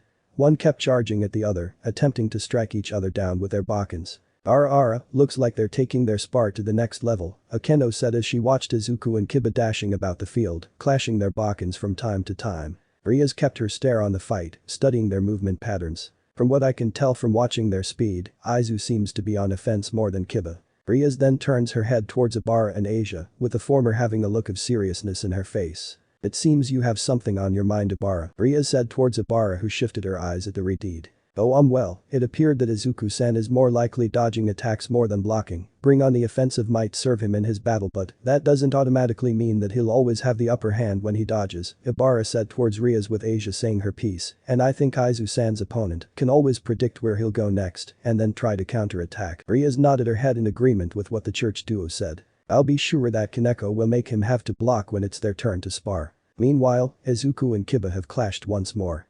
This time, Izuku was on the defensive side, blocking slash after slash from his sparring partner. Or maybe not, Rias added, seeing Izuku blocking Kiba's attacks by constantly shifting his arms positions to where his Baken is positioned horizontally or vertically, depending on the swings Kiba throws. Izu looks to be doing fine in blocking with a sword. How about his fists? Kaneko asked, sounding eager to be next to spar despite having a neutral expression. Patience now, Kaneko, Rias said with a small smile. You'll get your turn. The group then noticed Izuku and Kiba have stopped fighting. Both were now panting heavily as they kept eye contact with each other. Let's finish this with one strike, Kiba, Izuku suggested as he boxed his Baken to his right side. Of course, agreed Kiba as he boxed his to his left. The two then charged at each other with their speed abilities and got ready to strike. The fast movement of Kiba's knight trade and Izuku's promotion caused dust to protrude from the dirt due to the pressure of their feet. By the time they got close enough to each other, they started swinging their swords in hopes to get each other defeated. The audience of the spar had surprised and amused looks on their faces when they witnessed how Izuku and Kiba's spar concluded. The boys had their Baken struck at both of their stomachs. Izuku's on Kiba's and the latter's on the former's. The two removed their wooden swords from each other and held onto their stomachs with their left hands, still feeling the pain caused by their strikes. Izuku took 3 steps back from Kiba, hissing because of the pain in his stomach. Damn, Kiba. You hit hard. Kiba chuckled at the black green-haired boy's compliment. Your attack was more painful. Smiling, Izuku drops his Baken to the side. Draw. Kiba lets out a chuckle as he too drops his Baken, nodding in agreement. Yeah. Draw. Chapter 34. Training 2. Hand-to-hand combat. After his spar with Kiba, Izuku was now sparring with his senpai, Kaneko, in hand-to-hand combat. Since Rias, Akeno, Asia, Ibarra and Kiba were doing training on their own, the two devils were duking it out with their punches and kicks. During the spar, Kaneko grabbed Izuku by the wrist and spun around twice before throwing him towards a nearby tree. Before Izuku's back made contact with it, he was able to lean his body forward and land on the tree on his feet with one hand on the trunk. He then landed back on the ground and sets his stare back on Kaneko. Nice full break, Kaneko complimented with a noticeably small smile. Thanks, Izuku said with a smirk. He then begins charging at her with his left fist blocked back. But I'm only getting started. Before his fist could make contact with Kaneko, she dodged to her left and appeared behind Izuku. He was able to sense her, allowing him to jump in the air to dodge Kaneko's sweep kick. While still in the air, Izuku spun his body around and stuck his leg out to kick her in the face. But Kaneko jumped away from him before his foot could hit her. Izuku then landed on the ground after his spin kick and puts his guard up, waiting to see if she'll attempt to make another move. Sure enough, Kaneko decided to charge at him this time, prompting Izuku to plant his feet on the ground and form an X from his arms in case she tries to hit him with a dive kick. As Kaneko got 2 feet closer to him, she balked her fist back and aimed it for Izuku's stomach. Seeing where she was aiming, he then lowered his crossed arms to where she tried to punch him. This was immediately followed by Kaneko retracting her fist from him and jumping in the air with her knees bent and legs tucked. Izuku widened his eyes in surprise when he saw Kaneko fake out her punch. He snapped from his surprise and then looked up to see her aiming her feet towards his face. Luckily, he was able to dodge her 2-foot kick by sidestepping, but did feel the left of her left foot graze his left cheek. Izuku then jumped back from Kaneko and rubs his cheek while keeping his eyes on her. "You slippery girl," Izuku growled. "You tricked me." "Of course I did," Kaneko replied nonchalantly. "And so will those girls and other future enemies in your fights. You have to be prepared for any trick they have in their book." Izuku nodded his head, noting her advice in his head. He has seen those battles on TV where a fighter would fake their attacks so his or her enemy would be tricked into blocking the attack, allowing the warrior hit him or her where he or she isn't protected, and he figured he would have to put up with crap like that. "Also," Kaneko continued, "try aiming more towards the center of your opponent's body and strike with precision at your victim's core." HMPH Izuku plants his feet on the ground and brings his arms outward with his hands balled into fists and charge at her again. While the two continued to spar, Kaneko couldn't help but observe Izuku's movements in combat, his offense and defense. He's doing well on his defensive state. He's constantly shifting his eyes around to try and detect any possible move I could make to throw him off. Kaneko then saw him throwing punches and kicks at her, with one of each only grazing her cheeks. And judging by Kaneko's skill in combat, he was having a hard time trying to land a hit on her. Minus those grazes he made. After 5 more minutes of sparring, Issei and Kaneko decided to call it a day so the former can move on to training with Akeno, Ibara and Asia on magic control. During their stroll back to the mansion, Izuku decided to start up a conversation with Kaneko. "I must say, Kaneko-senpai, for someone who can pack a serious punch, you can be pretty tactical too." Kaneko glanced at him for a couple of seconds and shifted her eyes back forward. "It's nothing. We all have powers that are unique to us. If anything, you're the one with the tactician." She turns her head towards Izuku. "You can also be a really hard worker too." Izuku lets a soft chuckle escape his lips while scratching the back of his head in slight shyness from her compliment.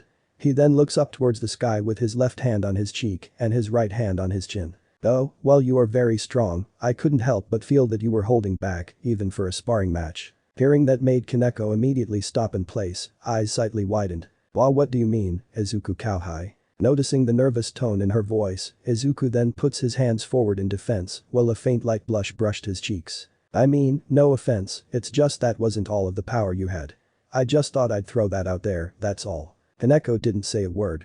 She hung her head in what appeared to be shame, causing the bangs of her snow-white hair to cover her eyes. Feeling worried about her, Izuku placed a gentle hand on her shoulder, making her shoot her head towards him with a slightly surprised expression. "Look, whatever is holding you back, you got us to help you out," Izuku assured her with a smile. "If you're having any problems, make sure you tell Rose, Akeno-senpai, Asia, Ibara, Kiba or me about it. We're always there for you and we'll help out however we can." Kaneko's eyes softened at the young man's kindness. She then turned her head towards the ground. "Thanks," she muttered. Izuku nodded in response and continued to walk towards the mansion.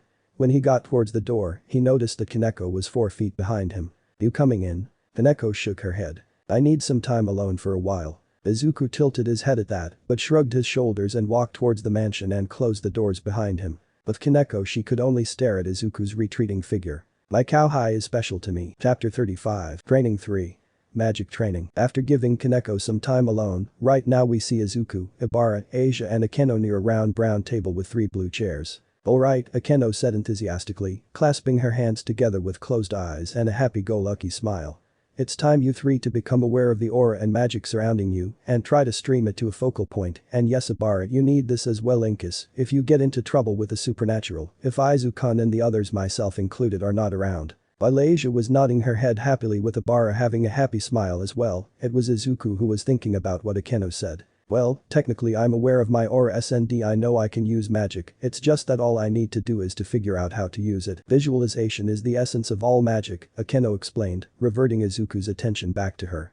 "Let the image of light flow through you and be released as magical power." After nodding in response, both Asia and Abara began holding their palms of their hands near each other and began concentrating on summoning a magical aura. As for Izuku, he stared at his hand and closed his eyes, taking deep breaths in and out. Visualize it, find it. That was what he was thinking as he saw an image of light that was far as he walked towards it, trying to get closer until he suddenly stopped as he saw Mom. I think I got it. Me too. Izuku and Akeno turned towards Abara and Asia to see that the two of them had their own ball of light, with Asia's being lime green, while Abara's had a dark green color, with hints of yellow surprising the former, while Akeno was happy for the two of them. Awesome, Akeno applauded. Look at you two go with little lights. I think you both have a lot of natural talent for this, Asia, Abara. Yeah, that's amazing, you two, I'm impressed. Both Asia's and Abara's face turns bashful with light red cheeks at Izuku's compliment. Oh, thank you, Izuku-san. Yes, thank you for your kind words. Izuku nodded with a smile in response to the former nun's thanks. He then went ahead to try again on conjuring his aura by doing how Asia and Abara did it. Place his hands in front of him with his palms 4 inches apart. Okay, they were able to do it this way, so I should be able to do it as well. Alright, here goes. As Izuku took a deep breath and began to concentrate on trying to make a bowl out of his aura. Judging by the frustrated look on his face, how his body was shaking due to the struggle, and the fact that he kept at it for 20 seconds, he appeared to be having a hard time doing it. Was it because he saw an image of his mom? Having a hard time, Izuku-kun? Akeno began to talk to Izuku and suddenly wrap her slender arms around the green-haired boy, making said boy jump at the sudden contact. Asia and Abara were surprised with Akeno's actions, unsure how to respond to what's happened. With Akeno displaying affection that was on her face, with her sultry smile formed from her lips, her warm gaze directed at Izuku, and the forward motion of her body, making her breasts press against his back. As for Izuku himself. Yeah, he replied to her question with a shy tone and pink cheeks. I kinda am. Akeno lets a cute giggle escape her lips as she traces her fingers on Izuku's right hand, causing the latter to tense up and have his cheeks turn a darker shade of red. Unbeknownst to him, both Abara and Asia were giving off a jealous aura, while a cute pout was on their faces when they kept watching how affectionate Akeno was being to him. Remember, it's all about visualization, Akeno explained. Think about whatever you want and see it happen in your mind. Okay, Izuku said, still acting bashful since he can still feel Akeno's breasts on his back. But is there any limit on what I can think about? No, not at all, Akeno replied happily, continuing to stroke Izuku's hand. It can be anything you want. Just think about it and then concentrate. Alright, Izuku nodded in affirmative. But I'm gonna need you to let go of me, please. Oh? Am I making you uncomfortable? She asked him teasingly as she tightens her hug around his torso. And then no, he replied almost immediately. I just need some space so I can concentrate, that's all. Akeno lets a playful pout form on her lips as she slowly removes her arms from him. The young man sighed in relief after she took 4 steps back to watch him try again. Before he could begin, he noticed out of the corner of his eye that Asia and Abara were both staring at him with furrowed eyebrows and a pout. Confused, Izuku turns his head towards them with a raised eyebrow. What? They both jumped with wide eyes upon hearing Izuku speak to the two of them and quickly looked away shyly while their cheeks were turning red. And then nothing. Izuku could only raise another eyebrow at their stuttered reply. What the hell? Something was definitely up with them a few seconds ago. Not wanting to pressure the two, Izuku shrugs it off and placed his hands back in front of himself, his palms 4 inches apart. Alright, Akeno-senpai said that I could think of anything I want and I have to see it in my mind in order for it to literally happen. Narrowing his eyes further, Izuku processed his thoughts on what he wants to see in between his palms. Taking a deep breath to see his mind once again, and then he saw a figure in front of him, but he couldn't see much of them since they were blurry to him, but he saw that their mouth was moving, which made concentrate on what they're saying unitly. He understood and said it out loud. Point break. As soon as he said that, his eyes widened as he saw a red orb in the palm of his hand that it made him smile, but after a few seconds the red orb started spinning around and it suddenly expanded further into a ball that almost was the same size as Asia's and Abara's green light orb, but a little bit smaller. Well, Izuku, I was glad he was able to conjure up the magic that resides in him. He was wondering why that figure said that word to him. Chapter 36. Training 4. Using magic for hobbies. Mostly cooking for this session. Wrapping up the magic training, Akeno left the kitchen to continue training on her own, allowing Rias to coach Izuku and the sister duo on their next training session. Using magic everyday tasks. Izuku was looking down at the pink apron Rias put on him, with Asia wearing a red one and Abara wearing a green one. Do I really have to wear this? You are fully aware I'm a dude, right? Rias giggled at Izuku's misfortune. Now, Izu, Rias said with a wink. I don't think it looks bad on you. Izuku was now glaring daggers at her, earning another giggle from the redeed. You damn devil. So Asia began, getting everyone's attention. Can we really use magic for hobbies? Even cooking? Absolutely, Rias replied happily. Magic comes in handy anywhere. For this lesson, you three will be cooking us all a tasty meal.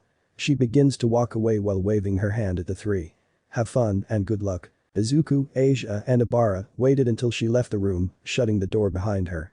After waiting a few more seconds, Izuku looked down at his apron with his annoyed look still intact. Yeah, to hell with this. Without hesitation, Izuku violently grabbed the pink apron with his left hand, tore it off his body, and threw it to the side. He then heard giggling from the two girls that it made him sigh. Yeah, laugh it up, let's start cooking. He said, which got the two girls to nod their head. The two of them then took a look at the food and equipment Rias set up for them.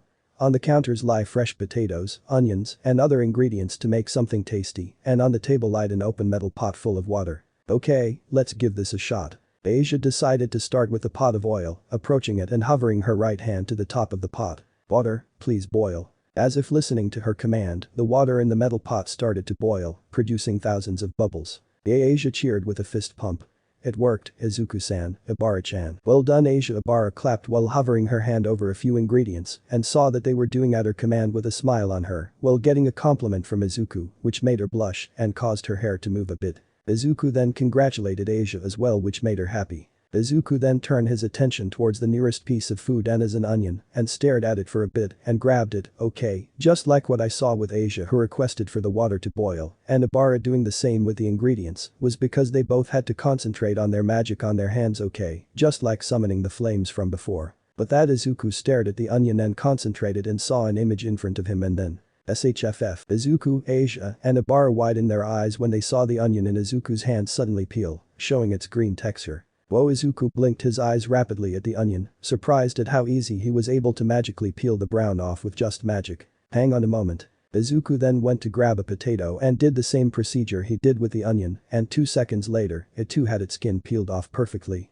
Izuku lets out a confident chuckle. It's that simple, eh? Alright, Izuku-san, Asia applauded.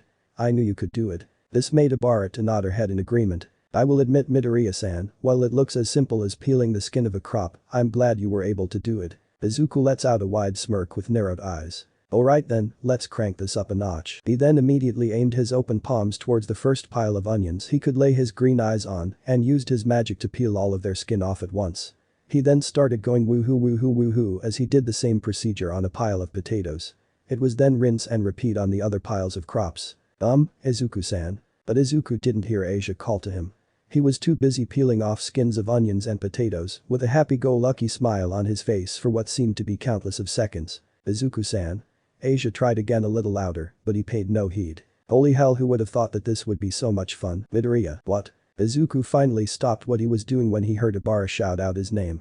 His eyes then widened as he found out why he got his attention.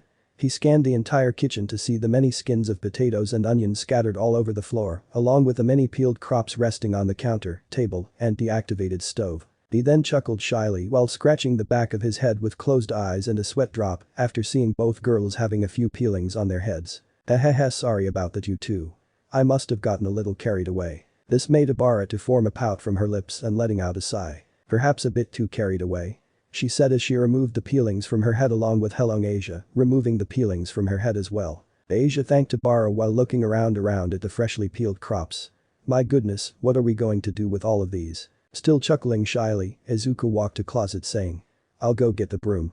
And he did just that, sweeping the peelings into a pile and throwing them away afterwards. After shaking his body around to get the smaller peelings off of his back, Ibara looked over to Asia, getting the blonde's attention. Well, we might as well get cooking with those ingredients. No point in letting them go to waste, right? Why yeah. And with that, Izuku, Ibara and Asia went ahead to use the ingredients to the best of their ability, hoping that in the end, the food will taste great. Chapter 37. After finishing up cooking the amount of food needed for the Gremory team, the group were now at the dining room, eating the dinner that Izuku, Ibara and Asia prepared for them. With Izuku who did most of the cooking while Asia and Ibara made some dishes of their own. After swallowing 4 bites of her food, Rias turned her head to Izuku and gave him a warm smile. Wow, Izu. I had no idea you could be a fantastic cook. It just made Izuku lightly laugh and gave her a smile of his own while lightly scratching his with his finger. Oh, it's nothing, I've been able to cook ever since I was young, my mom was the one who taught me the basics. He stopped when he mentioned his mom that it caused the group to look at him, but he decided to change the conversation while looking towards Asia and Ibara while giving them a smile. But if you ask me, both Ibara and Asia are pretty good with the cooking. In my opinion, their cooking's far superior to my own. This made Asia blushed at his compliment and poked her forefingers together shyly. But the bar is simply smiling and the compliment she got from Izuku. Oh? You think so? Well thank you, Izu-san. Yes thank you Midoriya-san. Izuku nodded his head to the girls in response with closed eyes and a smile. While the rest of the devils were continuing to eat, Izuku brought his right hand close to him and stared at it with observant eyes and a stern frown. While my combat skills are good, I still feel a bit irked at my magic capabilities because I know I can make even more powerful spells but I do wonder if I can make any brand new spells. Izuku then blinked twice and widened his eyes a little when he remembered what happened after Rias showed up. That's right, it blew up when I lost my concentration due to Rias appearing to see what was going on. Izuku narrowed his eyes firmly at his hand as he now had a thought on what he could possibly do with it due to how explosive it appeared to be during his conjuring. Maybe I could use it for explosive traps and possibly throw the balls of aura, using them as hand grenades or something like that. Izuku didn't realize that he mumbled those thoughts until Kaneko, who heard what he mumbled, looked at him with a curious stare. Did you say something, Cowhide? Oh, Izuku shot his head up when he heard the rook talk to him.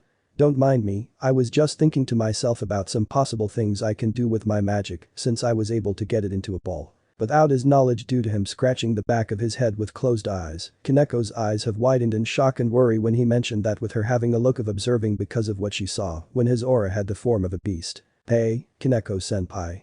You alright? Kaneko snapped back into reality when she heard Izuku call to her. A surprised expression forms on her face when she sees that he has a worried expression aiming at her. Cheeks tinging light red, Kaneko looked down at her bowl and picked up her spoon to continue eating her dinner. I'm fine. This made Izuku raise an eyebrow at how quickly she answered him. While deciding to keep quiet, not wanting to pry her about it, he was curious on why she looked worried for him. It's just me trying to get back at my best with my make. Why did she look worried for a moment there? So, Izuku was then snapped out of his thoughts when Rias began to talk to him, prompting him to set his attention on her. How did the training go? Did you learn anything? Izuku then places a finger on his chin with a thoughtful expression. If you're talking about combat-wise, not really.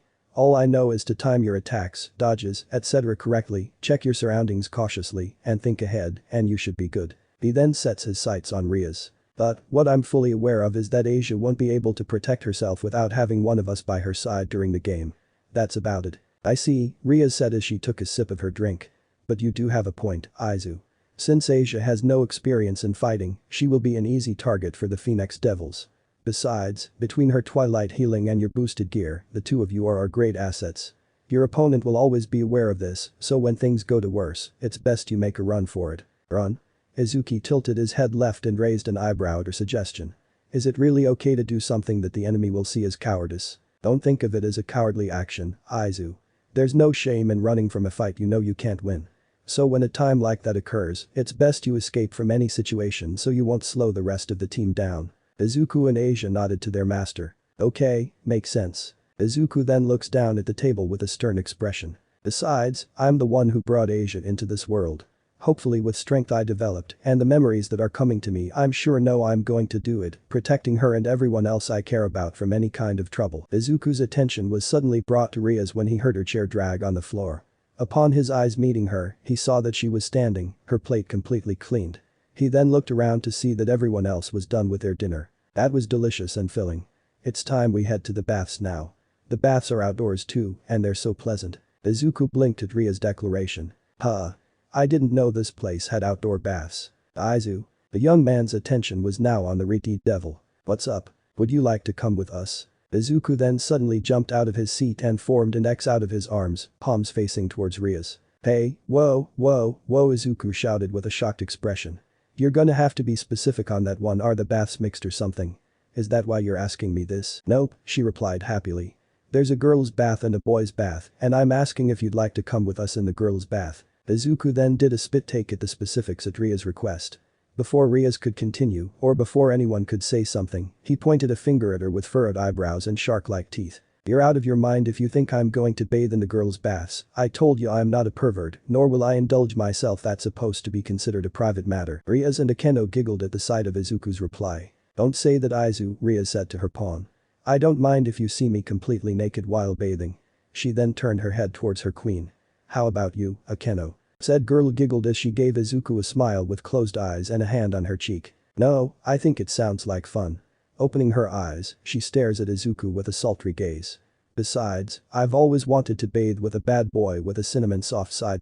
Izuku got silent while his mind was shaking in fear at her last sentence, backing up of what she might do to him in the bath. Would you mind if he came?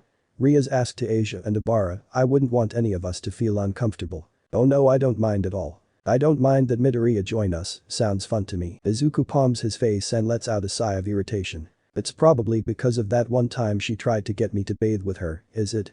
And why is Abara also accepting me to join in with them? There was one more girl Rias needed to get approval of, and that girl was Kaneko. What about you? Izuku took a small breath of relief, knowing that she's a girl who doesn't like men seeing her naked.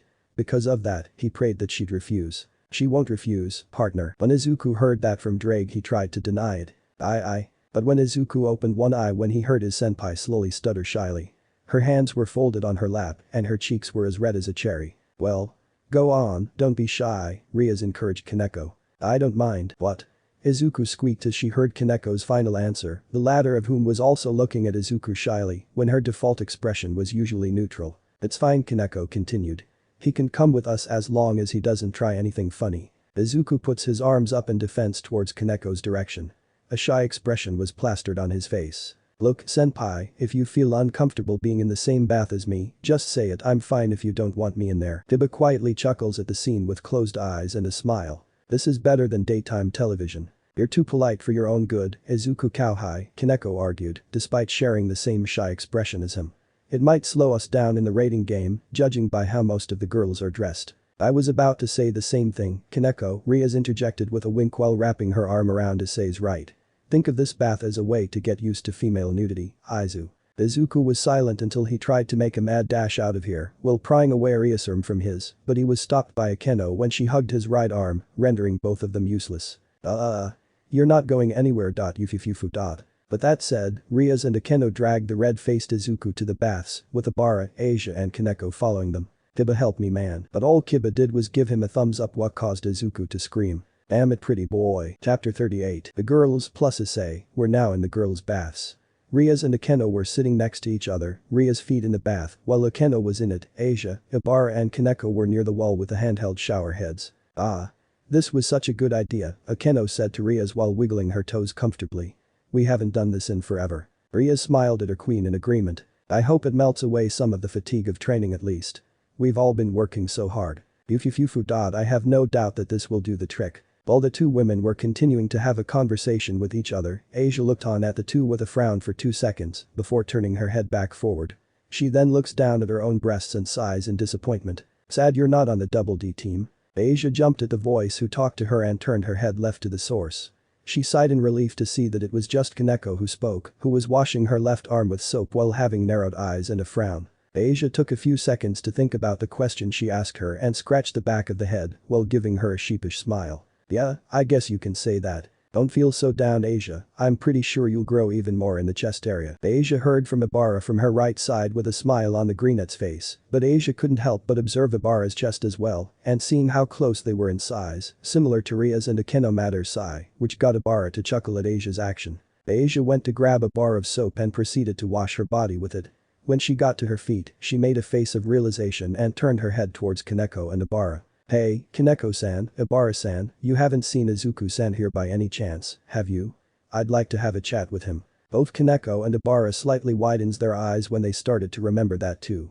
Izuku was supposed to be in the baths with the girls under Ria's order, as well as with the approval of the other girls. That's right. Where is Izu? Rias asked her bishop when she heard her talk about the young man. He was supposed to bathe with us. What they don't was that Izuku actually was in the female baths with them.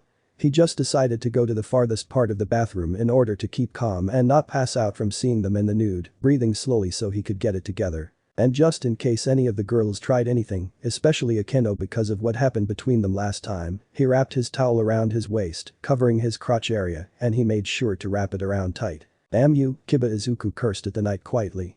Why didn't you help me out back there? Even if it is to help me from feeling nervous around women in the nude, I'm not ready for something like this. Izuku took one last quiet deep breath and sat on his butt in the bath, feeling the hot water soaking his body. He then proceeded to open a bottle of shampoo that he was able to get a hold of and begins to apply it on his head. He then maneuvered his fingers around his hair, allowing the shampoo to foam all over it and clean it. Sigh. Well, at least the baths feel nice. The water's the right temperature, the structure of the bath itself is fascinating, he looks up at the night sky to see the stars and smiles. And it's the right setting to take one too. After 2 minutes of shampooing, Isuku inhaled some breath and puffed his lips before dipping his head underwater to rinse it off, fingers locking in between strands of hair to get the tiny bits of shampoo off. Afterwards, he then began to rise from underwater to continue on relaxing in the bath. Slide. Boing. Upon getting his head out from underwater, he made a puzzled face when he felt something slide up against his cheeks. He blinks twice as he can still feel the mysterious objects on them. Soft. Isuku then raises an eyebrow in confusion as the spot he was sitting at started to feel different. He was about to ask himself what was up, but whatever question it was answered when he heard a familiar giggle from behind and saw a pair of legs slide next to each of his legs, the left one next to his and the right one next to his. So this is where you've been hiding. Izuku's body froze in place and halted his breathing upon hearing that voice. His eyes widened to the size of saucers as they shifted left and right uncontrollably to discover two fleshy mounds on each of his cheeks. He then tilts his head slowly backwards to see who the woman was. When he did, his eyes and pupils contracted when they light upon a familiar black-haired woman who was smiling at Izuku with glee. No. Akeno quickly covered his mouth with her hands when he started to scream her name. Shhhhhhh, it's alright, I'm not going to hurt you. Akeno could feel the heat of Izuku's fast breathing on her palms, and she liked it. Izuku, however, was not doing so well. He could feel his heart beating rapidly due to seeing Akeno completely naked, nothing covering her whatsoever. Because of this, he kept eye contact with his senpai's violet eyes, trying his best not to look down at her bare breasts. WHWHWH, why are you here? Izuku asked quietly once Akeno removed her hand from his mouth. Rias sent me to come looking for you so we can socialize together and help you with your fear of female nudity. Izuku looks away from her in embarrassment, his cheeks being as red as a tomato. I'm not scared of nudity. I'm just being respectful. Akeno lets out another giggle while placing her hand on her cheek. But we're allowing you to see us this way, silly. So there's no need to worry about that. Akeno then grabs Izuku's face by the cheeks gently and makes him face her breasts, which were still wet from the bathwater. Go on, dear. Take a good look at my nipples. Not listening to his brain, Izuku's eyes were focusing on Akeno's luscious breasts. His face was burning up with steam shooting out of his ears. Akeno lets out another giggle at Izuku's stuttering. Come now, Izu-kun. Even you have to agree that these boobs of mine are beautiful and irresistible. CC, come on, Akeno-senpai, Izuku whined while shifting his eyes towards her smiling face. This isn't funny. Akeno didn't listen. Instead, she was shifted her eyes on the bulge that slowly sprouted from behind the towel wrapped around Izuku's crotch. She stared at the bulge with lust while licking her lips at the sight. Izuku noticed where her eyes were at and immediately covered his crotch with both hands. He then gave her a narrow-eyed stare and a pout. Oh, Akeno made a mock whine with a playful pout. Not gonna let me have a peek. I think it's only fair since you got a view of my fully naked body. Izuku's eyes slightly widened in shock at how perverted her tone was towards him. Yup, she totally wants the be careful partner, otherwise you might be a baby daddy soon. That's what Izuku heard from his subconsciousness, which made Izuku groan internally. Ah, Akeno, you found him. Eh? Izuku turned his head left when he heard another familiar voice. Upon turning his head, he made a squeak-like noise when he saw a smiling Rias, a blushing Asia, a curious Abara and a bashful Kaneko, all of whom were in their birthday suits. While the former three were out in the open, the latter was hiding behind a rock, poking her head out with dark red cheeks, and Izuku couldn't blame her for that. Sorry to keep you waiting, Rias, Akeno apologized with a wink. I was getting a head start on Izu-kun's mental training. Since she was distracted by the red-haired devil, Izuku was able to escape from Akeno's grasp and jump back 4 feet from the queen, looking away from the girls in the process. Seeing this made Rias sigh and sets her eyes on her bashful pawn. Come on, Izu. You've got to get used to seeing female nudity. You have seen what my attacks did to one of Sona's servants during our game of dodgeball with them and what that green slime did to us, and trust me, the same thing will possibly happen in future battles, possibly in the raiding game too. Wait, what? Izuku did not expect her to state this like it's fact. You're joking, right? Nope. Ria's nonchalant reply made Izuku face fault in the bath, causing the water to splash upon contact with it. As soon as he got up from the face fault, he was immediately hugged from behind by Akeno, making him turn his face around to meet hers. No escaping. Yufufufufu. Izuku lets out a whine in frustration. Izuku's attention was now on Rias. Please keep in mind that we're allowing you to see us naked. Being respectful to women when they're suddenly stripped is fine, but not only do you have to relax when you're given permission, but you have to try and keep a level head when the enemy is suddenly stripped. Izuku's pupils contracted Ria's wording. Izuku-san. Asia latched onto Izuku's right arm with shut eyes and a dark blush. Asia, I know you're very nervous about this, but please, try to bathe with us. Izuku didn't know how to comprehend the situation he was in. He was surrounded by naked women, minus Kaneko, who was still poking her head out from the rock while staring at Izuku with a shy stare. He was also feeling two pairs of breasts against his body, Akeno's on his back and Asia's on his right arm. Ahahaha, this is really entertaining, partner. Great, please help me. Partner, you can't expect me to help you in this situation. I'm a dragon who has no such experience with your kind, so you're on your own for that. No damn it, don't. If this keeps up I don't what I'll do. Well, as long as Rose doesn't get close to me then I'm. His thoughts was cut short as Rias was now on his left with a smirk that was on her face as she held onto his arm as her breast pressed up against it. Izuku's eyes widened even more as Hiabara decided to be indifferent of him as she pressed her breast onto his chest, causing him to stare at the lust that was on the timer nun's face. Aizu, Rias called to Izuku, getting his attention. Shall I wash your back for you? Ufufufu. Sorry, Rias, Akeno interjected, grinding her breasts on Izuku's back purposefully with a sly smile. I've already decided to clean his back for him. Ria's eyebrow twitched at her queen's declaration before coughing into her hand. Alright, then I shall wash Ice's chest then while you handle the back, Akeno. Forgive me, Rias-san, but it seems you won't be able to wash his chest since I made up my mind to wash it for him. She said this with a smile on her face that it made Rias to pout. Daahh, the red-faced Izuku screams as one of his senpai and his classmate touched his back and chest with soap. Unbeknownst to him and the girls, Akeno stealthily added soap on her breasts, so she was washing his back with both the soap in her hand and her bust, only in tiny thrusts with the latter way so Izuku wouldn't notice. Ooh, I want to wash Izuku-san too. But the voice of jealousy, a pout, and dark blush on her cheeks, Asia lunged at Izuku's right side while trying to get her hands on a bar of soap, surprising the four. Asia, Rias shouted. Be careful, you'll make us fall over. Ufufufu. Asia didn't listen. She was too busy trying to get the soap so she could be able to wash a part of Izuku. Izuku's face was flashing several shades of red. Due to Asia's struggles, the girls neglected to notice that their breasts were now rubbing onto the bashful devil, on his back, chest, and arms. And since their flesh mounds were covered in soap, they were unknowingly washing Izuku's body. Kaneko looked on at the scene from the background with a blush of her own. She was currently paying attention to her green at Kohai, Izuku, who was too scared to move a muscle due to how the scene looked like the four girls were playing tug-of-war with his body. She noticed that he looked like he was about to pass out due to how close Rias, Akeno, Ibara and Asia were to him while unknowingly washing him with their boobs. Maybe I should help him. The girls stopped what they were doing and turned their heads towards Izuku when they heard him begin to stutter. They widened their eyes a little to see that his face was now as red as Ria's hair and that he had circular wide eyes. Please let me go. Those were his last words before he felt his consciousness slip away. The girls gasped when Izuku fell backwards in the bathwater with a splash. They also noticed that his towel mysteriously slipped off from his pelvic region. Curiosity getting the best of them, the girls shifted their eyes towards the towel and widened them when they saw something poking out from between Izuku's legs. What is that thing?